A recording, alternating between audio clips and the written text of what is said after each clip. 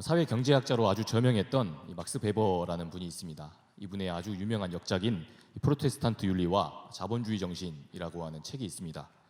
여기서 베버는 이 자본주의 사회를 살고 있는 그 인류가 마지막으로 도달할 그 최종 종착지를 여기에 대해서 이야기를 합니다.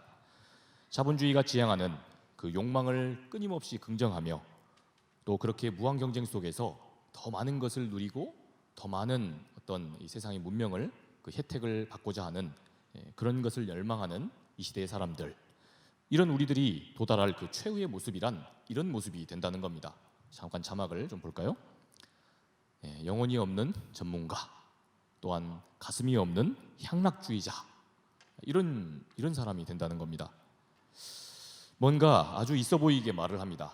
아주 전문화된 그런 사회다 보니까 사태를 그럴듯하게 아주 의미 있게 분석을 해냅니다. 그리고 무언가를 비평합니다. 그러나 그러한 행보에는 어쩐지 인간적인 정의란 보이지 않습니다. 그럴듯한 그러한 분석과 또한 그 비평이 한번 훑고 난 그 지역에, 그 자리에 어김없이 누군가 상처를 받는 일이 생깁니다. 또한 그 자리에 누군가가 자기의 자존감을 상실하는 자리가 되는 겁니다. 전문가라면서 거기에 대해서 막 이런저런 이야기를 하지만 도무지 거기에서 사람을 긍휼히 여김을 찾아보기 힘듭니다. 그리고 사랑하고 누군가를 따뜻하게 품는 그런 가슴을 더 이상 기대해 볼 수 없다는 겁니다. 오로지 자신의 쾌락과 자신의 이익과 자신의 그 향락을 즐기는데 사람들이 다 집중하게 된다는 겁니다. 여러분, 그런데 이 베버보다도 더 일찍이 이러한 인간 현실을 아주 냉철하게 꼬집었던 우리의 신앙의 선배들도 있습니다. 특별히 자기 자신이 특별한 아주 대단한 그 쾌락과 또 향락의 노예로 살았던 사람입니다. 사생아까지 나와보았던 이 우리가 잘 아는 어거스틴이라고 하는 분입니다. 이 성 아우구스티누스였죠.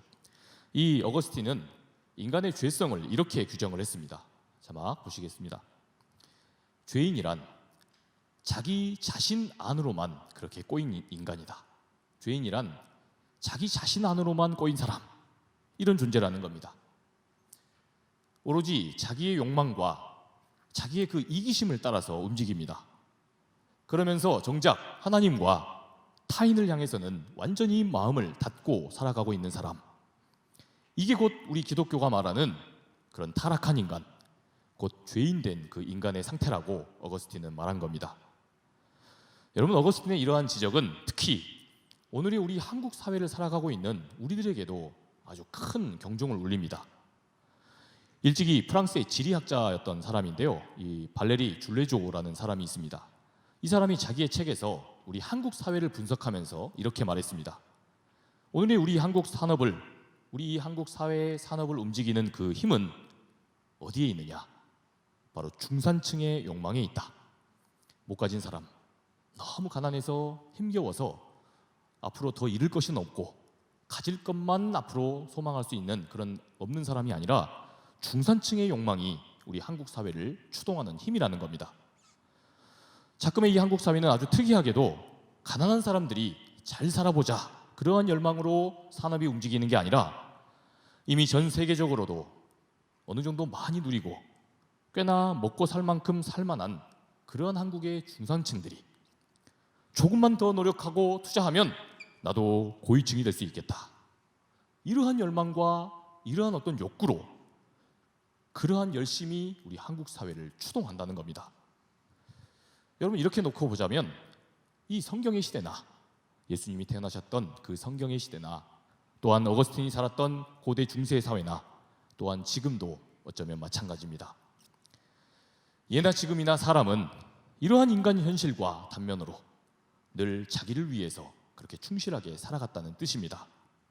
여러분, 그런데 오늘 우리는 이 대림절 기간 동안 이러한 우리네 인간 현실 중에서 이 땅에 구원의 역사를 일으키시는 하나님을 바라보게 됩니다.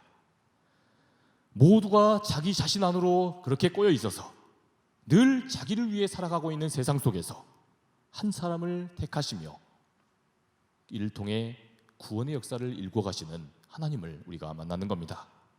오늘 성탄을 기다리는 저와 여러분에게도 그러한 하나님과의 만남이 있으시기를 축복합니다. 다 함께 오늘 말씀 26절, 27절 말씀을 보겠습니다. 여섯째 달에 천사 가브리엘이 하나님의 보내심을 받아 갈릴리 나사렛이란 동네에 가서 다윗의 자손 요셉이라 하는 사람과 약혼한 처녀에게 이르니 그 처녀의 이름은 마리아라. 아멘. 우리가 다 아는 대로 이 성탄은 하나님의 아들의 탄생 소식입니다. 또한 이 땅에 왕이 나신 사건입니다. 이것은 우리가 성탄 시즌에 부르게 되는 그 찬양 가사를 봐도 알 수가 있습니다. 성탄의 찬양은 하나같이 우리 예수님을 높입니다. 또한 예수님을 칭송하는 그런 고백적인 가사로 되어 있습니다. 여러분, 그런데 오늘 이 하나님의 말씀 복음서가 말하고 있는 그런 분위기는 우리가 부르는 그 찬송과는 사뭇 느낌이 좀 다릅니다. 하나님의 이 성탄의 소식, 이러한 하나님의 구원의 뜻을 전하러 천사가 간 곳이 어디였습니까? 그곳은 일단 영광스러운 사람들이 모여 사는 수도 예루살렘이 아니었습니다. 왕궁이 아니었다는 뜻입니다. 하나님의 그 부르심을 받은 천사 가브리엘은 예루살렘으로부터 100km나 떨어져 있는 이 갈릴리라는 곳으로 향합니다. 아동부 설교였다면 날개가 달린 천사이니까 어디든 뭐 날아갈 수 있으니 그게 무슨 대수냐 싶겠지만, 여러분, 갈릴리는 당시에 보통 소외된 그런 곳이 아니었습니다. 일단 갈릴리 지역은요, 지리적으로 봤을 때 예루살렘 땅과 붙어 있지 않습니다. 예루살렘 땅 바로 위쪽에는 사마리아가 있습니다. 마치 장벽과도 같이 이방인들이 섞여 살았던 그 사마리아가 딱 장벽으로 있고 그 위에 갈릴리가 있었던 겁니다. 여러분, 그런데 또 갈릴리의 북쪽 지역에는 많은 또 이방 도시들이, 이방 그런 나라들이 있었습니다. 유대인들은 기본적으로 구원을 받는 것은 택함 받은 우리 유대인뿐이다, 이렇게 믿고 있습니다. 때문에 이방인들과 조금만 혈통이 섞인 사람들도 자신들과 다르다고 해서 무시하고 또 구원받을 수 없는 이들이다 그러면서 깔봅니다. 이런 맥락에서 유대인들은 구약시대로부터 이곳 갈릴리가 마치 이방 지역으로 다 삥 둘러싸여 있는 섬과 같은 곳이다 해서 이곳을 이방의 갈릴리다 이렇게 불렀습니다. 말 그대로 조롱을 했던 겁니다. 여러분, 그런데 천사 가브리엘은 하나님의 아들이 그곳에서 나신다라는 것을 찾아가서 전했던 겁니다. 여러분, 더욱이 이 말씀에서 천사가 찾아간 곳은, 그 천사가 찾아갔던 사람은 요셉과 약혼했던 처녀였다고 했습니다. 그런데 여기서 누가는 이 처녀의 약혼자 요셉이 다윗의 자손이다 이렇게 말을 합니다. 여러분, 이 다윗의 자손이라는 말은요, 이스라엘 왕이었던 그 다윗 왕의 후예라는 뜻입니다. 그러니까 요셉이 왕족이었다는 겁니다. 예수님을 낳게 하실 그 처녀가 왕족과 결혼했다는 의미인 겁니다. 그런데 문제는 바로 이 처녀의 남편이 될 요셉이 왕족이라고 보기에는 너무나도 부끄럽고 또 민망할 정도로 초라한 신세였다는 데 있습니다. 성경은 그의 직업이 이 헬라어로 테크톤이라고 합니다. 여러분, 테크톤은 우리가 흔히 요셉의 직업을 몫으로 알고 있는데 집을 짓는 일이었기 때문입니다. 그런데 이 테크톤은 정확히 말하면 나무와 돌을 능숙하게 다루는 노동자라는 뜻입니다. 그러니까 이제 집을 짓는 사람인 거죠. 근데 이 직업은 그렇게 좋은 직업은 아니었습니다. 게다가 이 요셉의 고향이 어디였습니까? 그 갈릴리, 유대 사람들이 무시했던 갈릴리 중에서도 인구가 400도 안 되는 완전한 깡촌이었습니다. 나사렛이라는 동네였다는 뜻입니다. 가브리엘 천사는 이러한 형편의 남자친구를 두고 있는 그 결혼할 예정인 그 마리아를 찾아갑니다. 하나님의 아들의 그 탄생을 예고하러 거기까지 꾸역꾸역 찾아서 가야 했던 겁니다. 오늘날이야 뭐 내비게이션이 있으니까 찍고 가면 되는데 하나님의 천사도 참 극한 직업인 겁니다. 더욱이 그것도 이 마리아와 약혼을 했다는 그 요셉의 입장이 그랬습니다. 정작 천사가 찾아갔던 사람은 누구였습니까? 이 천사 가브리엘이 하나님의 뜻을 전하러 갔던 사람은 요셉이 아니라 마리아였습니다. 즉 아직 정혼한 여인, 아직 결혼하지 않은 처녀였던 마리아였다고 성경은 이야기합니다. 여러분, 오늘날 처녀라고 하면 어떤 의미가 있습니까? 아주 특별하고 아주 귀중한 의미가 있다고 볼 수 있겠습니다. 오늘날은 여성의 때, 여성에게서 특별히 처녀 때다, 아가씨 때라는 그 의미는 이러한 의미를 가집니다. 여성의 인생에서 가장 젊고 또 건강하며 꽃다운 리즈 시절을 의미하는 뜻입니다. 한 여성의 인생 전체를 통틀어서 가장 주가가 높은 때, 그때를 바로 처녀 때라고 지칭하는 겁니다. 여러분, 그런데 성경이 지금 처녀 마리아를 향해 갔다라고 하는 의미는요, 그런 의미가 아닙니다. 고대 유대 사회에서 처녀는 그런 존재가 아니었습니다. 그 당시 아직 결혼을 하지 않은 처녀란 지위가 참으로 낮고도 낮았습니다. 기본적으로 당시 처녀는 아버지의 소유로 그렇게 입장이 그랬던 겁니다. 게다가 그 아버지의 보호 아래에 있었던 사람, 그런 존재였습니다. 그러니까 사회 경제적으로 자기 스스로를 스스로 지킬 수 없는 사람, 가장 힘이 없고 미약한 존재라는 뜻이 되는 겁니다.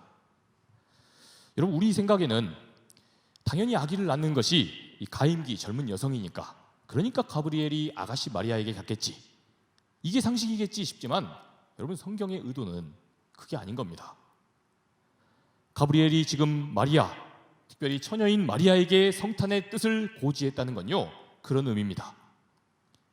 우리 하나님께서 이 땅을 구원하실, 모든 인류를 구원하실 그 역사하심을, 그 구원의 역사를 이 땅에서 가장 낮고 낮은, 세상의 가장 미약한 존재를 택하시며 이 여인을 통해 행하셨다는 의미인 겁니다.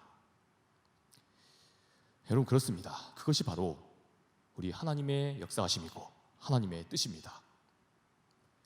모두가 자기의 욕망과 이익에만 충실히 복무하며 그렇게 영혼 없는 전문가가 되어가고, 따뜻한 가슴과 사람다운 인정이 없이 끝없는 자기의 욕망과 그러한 향락만을 추구해가는 세상에서 하나님은 아주 의외의 사람들을 통해서 당신의 구원의 사역을 일구신다는 겁니다. 작고 또한 능력이 별로 없고 그래서 사람들이 잘 쳐다보지 않는 사람, 그러한 이들을 하나님은 택하시며 당신의 구원 사역을 맡기신다는 겁니다. 여러분, 오늘 이 말씀은요, 그런 의미에서 우리에게 참 큰 도전이 됩니다. 하나님이 사람을 귀하게 쓰실 때, 여러분, 귀하게 쓰신답니다. 그런데 이때 가장 작고 미미한 존재를 부르신다는 겁니다. 여러분, 그러니 부족한 우리에게도 그러한 놀라운 기회가 있다는 것 아니겠습니까? 그러니 오늘 이 하나님의 말씀은 우리에게 크나큰 도전과 위로가 되는 겁니다. 이처럼 우리 하나님께서는 아무리 작은 사람이라도 당신의 놀라운 구원의 역사에 쓰십니다. 쓰시되, 여러분, 하나님은 갑자기 쓰십니다. 사람을 갑자기 부르십니다. 우리 28절에서부터 31절 말씀을 함께 보겠습니다. 그에게 들어가 이르되 은혜를 받은 자여 평안할지어다, 주께서 너와 함께 하시도다 하니, 처녀가 그 말을 듣고 놀라 이런 인사가 어찌함인가 생각하매, 천사가 이르되 마리아여 무서워하지 말라, 네가 하나님께 은혜를 입었느니라. 보라, 네가 잉태하여 아들을 낳으리니 그 이름을 예수라 하라. 아멘.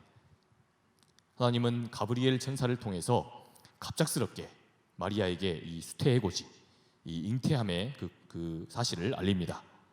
그러면서 가브리엘은 이러한 말을 덧붙입니다. 너 지금 하나님께 큰 은혜를 받았다. 지금 주님께서 너와 함께 하신다. 뜬금없이 갑자기 하늘에서 천사가 나타나서 이렇게 말한 겁니다. 그러자 마리아는 당황해하며 이렇게 생각합니다. 이게 대체 무슨 일이람? 이게 뭔 소리지? 여러분, 당연히 그러지 않겠습니까? 그런데 이런 상황에서 가브리엘 천사는 또 다시 이렇게 반복해서 말합니다. 너 아직은 지금 납득하기가 어렵겠지만 장차 네 뱃속에 아기가 생겨서 그래서 아들을 낳게 될 거야. 그 아기의 이름을 구원자라는 의미의 예수라고 해라. 지금 천사가 갑자기 이렇게 나타나서 이렇게 말하는 겁니다. 여러분, 지금 천사가 하는 말, 너 지금 은혜를 입은 사람이다, 너 하나님의 은혜를 입었다, 이 말은 참 듣기가 좋은 이야기입니다. 실제로 마리아는 훗날 그러한 영광을 얻습니다. 오고 가는 모든 세상의 신앙인들에게서 이 하나님의 아들, 예수님의 어머니라고 하는 칭송을 받게 됩니다. 그야말로 하나님의 독생자, 예수님의 어머니가 되는 영광을 혼자 독차지한 겁니다. 여러분, 그런데 실제로 그 상황에서 마리아는 어땠을까요? 처음부터 이 고지를 받고 나서 와 땡큐, 땡큐 로드 막 그러면서 와 감사합니다, 나에게도 이런 행운이, 여러분 그랬겠냐는 겁니다. 여러분, 지금도 인권이 꽤나 신장했다고 하는 오늘의 현대사회에서도 미혼모가 된다는 건요 굉장히 두려운 일입니다. 참으로 어려운 일입니다. 여러분, 그런데 고대사회, 당시 유대사회에서 이 미혼모 출산이라고 하는 것은 간음으로 간주됐습니다. 여러분, 간음은 우리가 잘 알다시피 유대법상 투석형으로 다스리는, 사형으로 다스리는 그러한 죄입니다. 그러니 지금 이러한 천사의 고지는 이 마리아의 입장에서 보면 자신의 목숨을 걸어야 하는 그런 일이었던 겁니다. 아마 제가 마리아였다면 이놈의 가브리엘 천사, 가브리살 구워가지고 먹어버릴까? 진짜 이런 정도의 그런 충격으로 다가왔을 거라는 겁니다. 여러분, 그런데 여러분 긴장하십시오. 그래서 제가 이렇게 너무 이렇게 충격적이었나요? 그런데 여러분, 충격을 또 받으셔야 됩니다. 여러분, 그런데 하나님의 일하심이 이러한 원리가 있습니다. 하나님의 부르심과 그 일하심의 원리에 이러한 경향이 있다는 겁니다. 하나님은 꼭 이러한 방식으로 아주 뜬금없고 당혹스럽고 또 갑작스럽게 일하십니다. 여러분, 우리의 경험을 비춰봐도 그렇지 않습니까? 하나님이 우리를 부르실 때는요 늘 갈등의 소지가 있습니다. 이런 갈등이 없는 사람을 제가 지금껏 본 적이 없습니다. 목회 저도 꽤나 지금 이제 한 10년 이상 했는데 그런 적 본 적이 없습니다. 우리도 이 시대의 청춘으로 살면서 반드시 쌓아야 할 스펙이 얼마나 많습니까? 당장 내일 내 할 일이 태산입니다. 자격증도 준비해야 되고 또 시험도 봐야 되고 뭐 그것도 한두 개입니까? 계속 우리가 우리 자신을 스펙업하기 위해서 분투해야 합니다. 그래도 취업이 될까 말까입니다. 여러분, 또 취업을 하고 나면 어떻습니까? 늘 해마다 아직 짬이 안 되는 나에게 이런저런 걸 다 회사에서 도맡아서 네가 해라, 이거 좋은 경험이다 그러면서 내 한 몸 지탱하기도, 그리고 버티며 또 피로를 회복하기도, 쉬어가기도 바쁩니다. 여러분, 그런데 그럴 때 꼭 어떤 전화가 걸려옵니까? 이러한 불길한 예감은 틀리지 않습니다.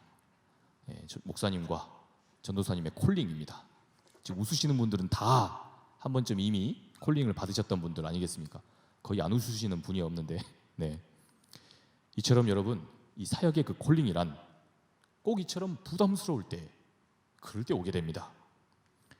하나님은 이처럼 뜬금없이 말 그대로 서든어택 하십니다.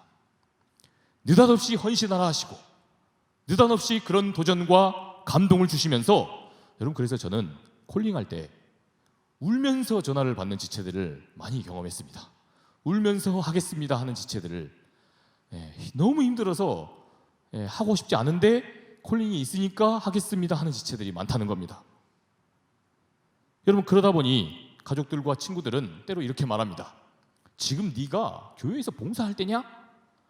우리가 이런 오해를 받기도 하는 겁니다. 그 믿음의 도전으로 이것을 받아들이면 나름 크나큰 손해와 때로는 크나큰 그런 희생이, 우리가 감수해야 할 그런 희생이 따르게 되는 겁니다. 오늘 이 마리아의 상황과 마찬가지로 우리들의 상황도 늘 그렇습니다. 그래서 우리들에게 이 주님의 일이 우리 안에서 일어난다는 것, 여러분, 이것은요 항상 유쾌하고 기쁘기보다는 부담스럽고 또한 당황스러운, 또 억울함이 느껴지는 일이 많은 겁니다. 여러분, 그런데 이것은 바로 우리가 하나님께 은혜를 입는다는 것, 우리가 하나님의 은혜를 입는다는 것을 오해하기 때문에 우리에게 이런 일들이 벌어지는 겁니다. 우리는 하나님의 은혜를 입었다라고 그렇게 이야기를 할 때 언제 그렇게 말합니까? 흔히 갑자기 부를 얻었다거나, 또 갑자기 하는 일이 너무 잘 된다거나, 생각보다 너무 좋은 사람들을 만나서 일이 술술 풀릴 때, 우리는 그럴 때 하나님의 은혜를 입었다 이렇게 고백합니다. 여러분, 그러나 오늘 말씀을 깊이 들여다보면 성경은 이런 걸 은혜 입은 거라고 말하지 않습니다. 여러분, 도리어 거꾸로 우리가 생각하는 그 하나님의 은혜를 우리가 생각해 보게 만듭니다. 여러분, 종종 이런 생각 안 해보셨습니까? 우리가 하나님의 은혜다라고 말하고 있는 것, 그런데 가만히 생각해 보면 그것들이 꼭 오늘 설교 서두에 말했던 이 베버가 말한 것처럼 우리 안에 있는 욕망과 우리 안에 있는 이 세상의 그 관성들, 이렇게 갑자기 벼락부자되는 거, 이렇게 갑자기 일이 술술 잘 풀리는 거, 그게 곧 성공한 거다, 그게 곧 세상 잘 사는 거다. 여러분, 이러한 우리의 욕망과 관성이 성취되는 경우에 우리가 하나님께 은혜를 입었다라고 말하는 일이 많은 것 아니냐는 겁니다. 저는 요사이 많은 기독교인들의 그 간증을 보노라면 우리가 그렇게 하나님의 은혜라고 자랑하고 또 사람들 앞에서 간증하는 것을 보노라면 대체로 이 어거스틴이 말하고 베버가 말한 것과 같은 그런 것일 때가 많다는 느낌을 받습니다. 어거스틴이 죄로 규정했던 우리들 자신 안으로 꼬여있는 우리의 욕망과 우리의 이기심이 성취된 것을 두고 하나님께 은혜를 받았다, 우리가 이렇게 고백하고 그렇게 받아들이고 있는 일이 많다는 겁니다. 여러분, 그런데 오늘 말씀을 똑똑히 보십시오. 오늘 이 가브리엘 천사가 마리아에게 은혜라고 말하는 상황은 전혀 다른 상황입니다. 오히려 오늘 성경 말씀은 늘 나만 먼저 생각하는 관성으로 살고 나의 안위와 나의 이익과 내 유익과 내 행복을 우선으로 생각하고 이것을 최우선으로 두고 그렇게 가치 판단하는 이러한 우리들의 관성을 깨뜨려야 할 때, 이것을 철저히 깨뜨림으로 결단해야 하는 그 상황, 그러한 처지를 두고 뭐라고 합니까? 너 지금 은혜를 입는 상황에 처했다. 이것이 바로 하나님의 은혜고 이것이 우리에게 복된 일이다. 성경이 그렇게 이야기하고 있는 겁니다. 여러분, 그런데 우리가 한번 깊이 진짜 이 말씀을 묵상해 보면요, 그렇습니다. 우리는 결코 이 세상의 욕망의 질서와 그러한 관성대로 그렇게 우리가 여전히 살아가고자 한다면, 이 관성으로부터 벗어나질 못한다고 한다면요, 우리는 절대로 순수하게 누군가에게 헌신할 수 없습니다.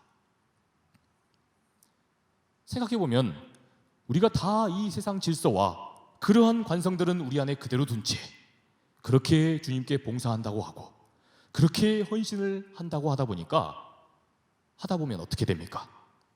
헌신하면서 시간이 아까운 겁니다. 내가 이 시간에, 이거 봉사하는 시간에 내가 영어 단어를 배웠으면 내 언어 점수가 어떻게 더 늘어났을까? 이게 아깝게 되는 겁니다. 봉사를 하면서 내게 손해가 난다는 그런 인상이 자꾸만 드는 겁니다. 여러분, 우리 교회 안에서 봉사하고 헌신하는 일만 그렇습니까? 여러분, 사람이 누군가를 순수하게 사랑하는 일도 마찬가지입니다. 우리가 이 세상의 질서와 그러한 관성을 그대로 지닌 채 우리가 사랑을 한다고 하니까, 그러니 사랑을 한다고 하면서도 이런저런 계산이 드는 겁니다.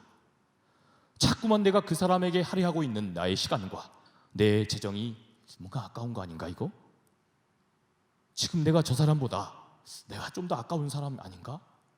그래서 그 사람에게 쉽게 마음을 못 내고 쉽게 마음을 열지 못하고 우리가 그런 피상적인 관계만 지속하게 된다는 겁니다. 여러분, 그것은 결코 거래지 사랑이 아닌데도 말입니다. 여러분, 그러니 사랑하는 여러분, 우리가 오늘 말씀대로 우리 하나님의 은혜를 좀 바르게 합시다. 성경은 뭐라고 이야기합니까?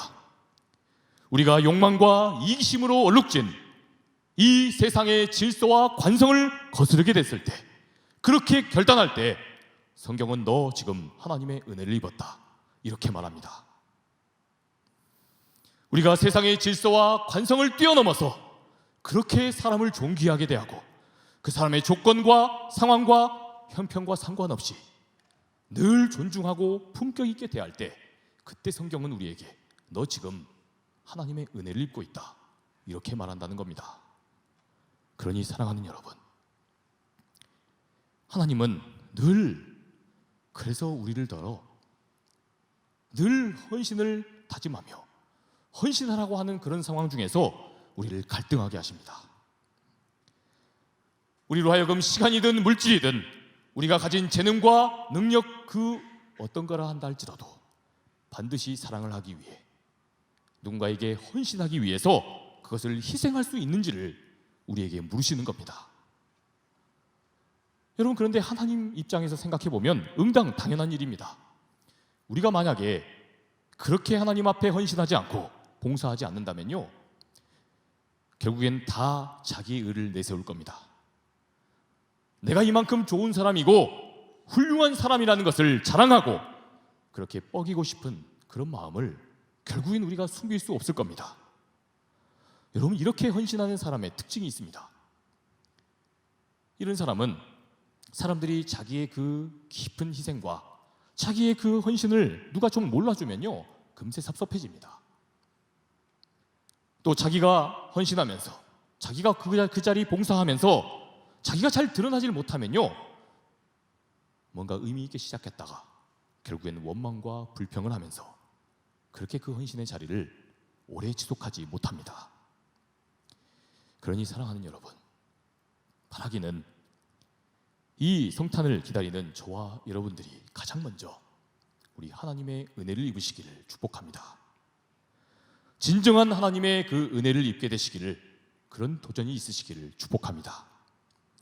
그래서 세상이 온통 자기의 욕망에만 충실하고 자기의 이기심으로만 꼬여 있어서 그런 이들로 가득해서 참 살기가 힘들다라고 할 때 누군가를 마음껏 사랑하고 누군가를 조건 없이 사랑하며 헌신함으로 그렇게 보람있는 삶 살아가시는 저와 여러분 되시기를 축복합니다. 여러분, 그렇다 한다면 오늘 마리아는 그러면 결국 여기에 어떻게 응답합니까? 우리 34절 말씀을 같이 한번 보겠습니다. 마리아가 천사에게 말하되 나는 남자를 알지 못하니 어찌 이런 일이 있으리이까? 사랑하는 여러분, 어찌 이런 일이 있으리이까? 어찌 내게서 그러한 놀라운 하나님의 일이 있을 수 있는 겁니까? 여러분, 우리 대부분, 우리 같은 평범한 사람들의 고백입니다. 우리 대부분의 사람의 고백이 이 마리아의 고백과 비슷한 고백으로 그렇게 결론 지어집니다. 먼저는 우리들 자신에 대한 그러한 용기가 없어서 우리는 이러한 천사의 도전에, 하나님의 그 강권하심에 우리가 선뜻 나서지 못하는 경우가 있습니다. 저같이 작고 미약한 사람에게서, 별 볼 일 없는 그런 사람에게서 무슨 크나큰 하나님의 역사가 일어나겠습니까? 제가 보태는 그러한 힘이 뭐 그리 대단하다고, 이러한 불신 때문에, 이러한 나에 대한 불신 때문에 우리가 하나님 앞에 헌신하기가 어렵다는 겁니다. 또한 이런저런 합리적인 의문들 때문에 우리가 선뜻 마리아처럼 나서지 못하는 때도 있습니다. 셀리도로 누군가를 위해서 헌신하는 일이, 또한 안내팀에 들어가서 누군가의 그 예배를 안내하고 또 인사를 해주고 또 찬양팀 또 성가대에서 찬양을 하는 일이, 지제수 위에서 카메라를 잡으며 예배의 실황을 송출하는 것이 도대체 그게 무슨 의미입니까? 새가족팀에서 또한 선교팀에 들어가서 여러 가지 모양으로 또 우리 청년다방에서 커피를 내리는 그런 과정을 통해서 이렇게 헌신하는 일이 무슨 하나님 나라를 확장하는 일과 관련이 있다는 말입니까? 우리 안에 이러한 합리적인 의심이 들어서 우리가 때로 봉사하고 헌신하지 못하기도 한다는 겁니다. 그러한 희생과 헌신이 무슨 큰 구원의 가치가 있고 그것이 무슨 의미가 있단 말입니까? 이처럼 효율성과 합리성을 먼저 지향하는 이런 것을 따지는 그런 관성 때문에 우리가 헌신의 자리로 나아가지 못한다는 겁니다. 여러분, 그러나 오늘 말씀을 보면요, 아닙니다. 결코 아닙니다. 우리 마지막으로 38절 말씀을 다 함께 읽어보겠습니다. 시작. 마리아가 이르되 주의 여종이오니 말씀대로 내게 이루어지이다 하매 천사가 떠나가니라. 아멘. 사랑하는 여러분, 그렇습니다. 제 인생, 저는 주님의 것입니다. 그러니 저에게서 주님의 말씀이 이루어지는 일이 가장 의미 있고 가장 행복한 일입니다. 하나님은 이러한 믿음으로 고백하는 그 작은 한 사람을 통해 오늘도 역사하십니다. 마리아는 자기의 그 순종이 처음부터 하나님이 지금 세상을 구원하시고자 나에게서 이런 엄청난 일을 하시는구나, 마리아는 처음부터 이러한 모든 하나님의 그 뜻을 다 헤아리고 그렇게 따르고 순종했던 것이었겠습니까? 아닙니다. 여러분, 마리아도요, 믿어지지 않는데, 도무지 그려지지 않는데 믿음으로 따랐던 겁니다. 그렇게 두려움으로 기다리고 믿으며 그 마리아적 기다림과 그 믿음이 하나님의 놀라운 구원의 역사를 그렇게 열어갔던, 그 서막을 열어갔던 것입니다. 그래서 우리 하나님은 이러한 믿음의 사람들을 오늘도 교회 안에서 또한 교회 밖에서 찾으십니다. 그렇게 당신의 놀라운 구원의 역사를 이루어갈 사람들, 그러한 마리아적 기다림과 믿음으로 나아갈 사람들을 오늘도 우리 주님께서는 찾으십니다. 사랑하는 여러분, 그러한 의미에서 성탄을 기다리는 이 대림절, 이 성탄을 기다리는 우리의 그 대림절 기다림은요, 우리가 가만히 앉아서 우리 밖에서 그저 하나님이 하실 일을 우리가 수동적으로 기다리는 그런 기다림의 시간이 아닙니다. 오히려 적극적인 기다림입니다. 주님, 오늘도 제 안에서, 오늘도 제 안에 임재하시면서 저를 통해 일해 주십시오. 오늘도 저를 통해 저와 만나는 사람들이 이 세상 한복판에서 내가 살아가고 있는 이 고통의 현실, 고난의 현실, 절망의 현실에서 하나님을 경험할 수 있게 해주십시오.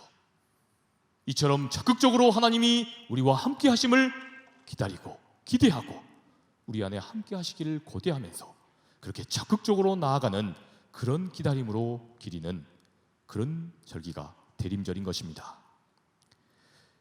그러니 사랑하는 여러분, 바라기는 이 성탄의 시즌, 이 대림절의 그 기간 동안 어떤 모양으로든 이 마리아적 기다림과 헌신과 그러한 믿음으로 나아가시는 저와 여러분 되시기를 축복합니다. 그래서 이번 성탄을 또 새로운 기점과 시작으로 그렇게 세상이 저와 여러분 때문에 다시 한번 새로운 삶의 소망을 보고 온통 자기 안으로만 그렇게 꼬여버린 그러한 자폐적인 이 세상 속에서 날마다 구원받는 사람들이 저와 여러분을 통해 날마다 넘쳐나게 되기를 주님의 이름으로 축복합니다. 하나님, 오늘 마리아를 부르시는 그 하나님의 부르심에 마리아, 예, 주의 여종입니다. 주님의 말씀이 제게서 이루어지기를 소망합니다. 이러한 마리아적 기대와 그러한 기다림으로 나아가는 우리 믿음의 사람들 되게 하여 주시옵소서. 주님, 때로 갈등합니다. 우리가 갈등하는 것이 하나님이 미워서도 아니고 또 하나님의 그 뜻이 싫어서도 아닙니다. 여전히 우리가 감당해야 할 우리의 삶의 그런 짐들이 많고 여전히 우리가 이것 역시 하나님의 뜻에 따라서 감당해야 할 우리들의 몫이고 우리들의 일입니다. 이것 때문에 주님 갈등하는 것입니다. 맞습니다.